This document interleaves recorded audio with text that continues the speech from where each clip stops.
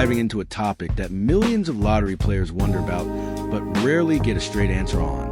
Are quick pick lottery numbers truly random? Are they predetermined? Do old tickets give you any insight into future draws? And why do quick picks always seem spread out instead of messy and chaotic?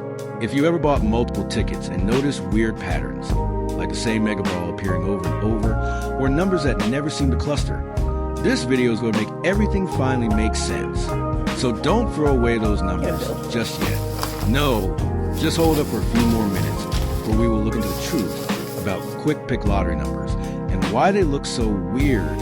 I've been tracking lottery numbers since 2013, not because I thought I'd crack some secret formula, but because it started as something simple, a way to keep track of group play at work. Whenever the jackpot climbed high enough to get everyone talking, we'd all throw in a few dollars. It was fun, a little hope, a little distraction. Maybe we'd retire early. Maybe we'd pay off the house. Maybe we'd just cover lunch. One day we actually won, $6 each, lunch money, but I kept the ticket, and then I kept the next one, and the next, and before long, I was saving old tickets, recording draw results, and looking for patterns. Not because I thought I'd beat the lottery, but because I was curious, because I wanted to understand the thing millions of people play every week. Over the years, I found clusters, repeats, coincidences. I looked at past winners, not just their stories, but the numbers themselves. I read math theories from Renato Gianella, strategies from Gail Howard, stories like the 100 fortune cookie winners who all played the same numbers on the same day. And eventually I learned something important. Tracking gives insight, but not an advantage. The lottery is chance, entertainment, a game we play because hope is human. Seneca said, "Luck is what happens when preparation meets opportunity." Maybe that's true, but sometimes luck is just luck. Either way, stay curious.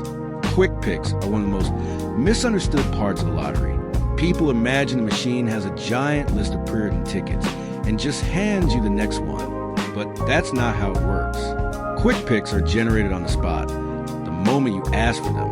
There's no list, no queue, no predetermined future tickets. Just instant randomness from a tiny computer algorithm called a PRNG, a pseudo-random number generator. It doesn't remember past tickets. It doesn't avoid winning combinations. It doesn't care what anyone else picked. It just spits out numbers based on constantly changing inputs like time. It doesn't remember past tickets. It doesn't avoid winning combinations. It doesn't care what anyone else picked.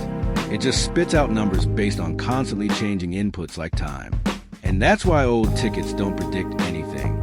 Lottery draws are independent. Past results don't influence future outcomes. Hot numbers don't stay hot. Cold numbers aren't due.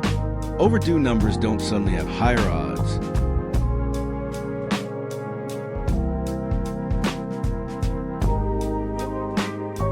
Now here's the part that confuses everyone. Quick picks look spread out. They rarely give you 3 consecutive numbers.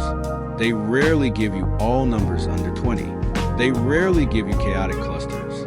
Instead, they look balanced, evenly spaced, neat. And that's because PRNGs jump around the number range. They don't walk the number line.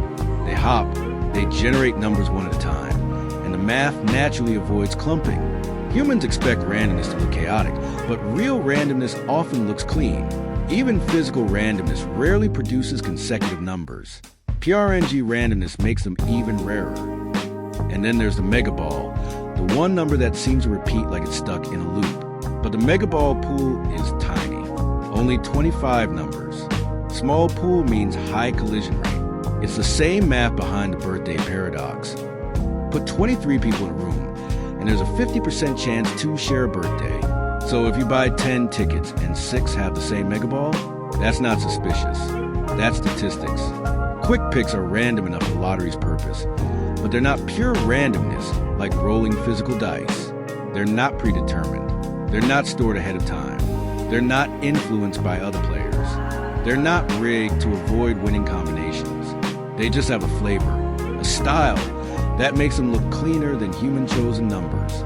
The actual draw uses physical ball machines or certified RNGs with strict security controls. Matching the terminal's algorithm won't help you predict anything. So why do people think quick picks are rigged?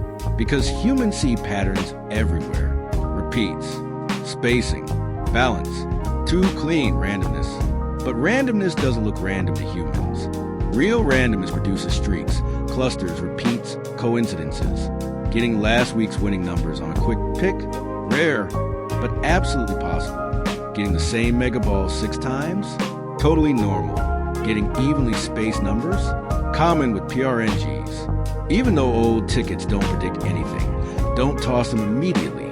Prize deadlines vary. Second chance drawings exist. Crafting is a thing. People make wallets out of these. And the biggest myths? Quick picks aren't predetermined. Old tickets don't predict future draws. Quick picks don't avoid consecutive numbers on purpose. Repeated mega balls don't mean something is wrong. Smart pick systems don't outperform quick picks. So that's the truth behind quick picks, randomness, repeated mega balls, and why your tickets look the way they do. And if you've ever tracked numbers, saved old tickets, or wondered about patterns, you're not alone. Curiosity is human, hope is human, and the lottery taps into both. Stay curious.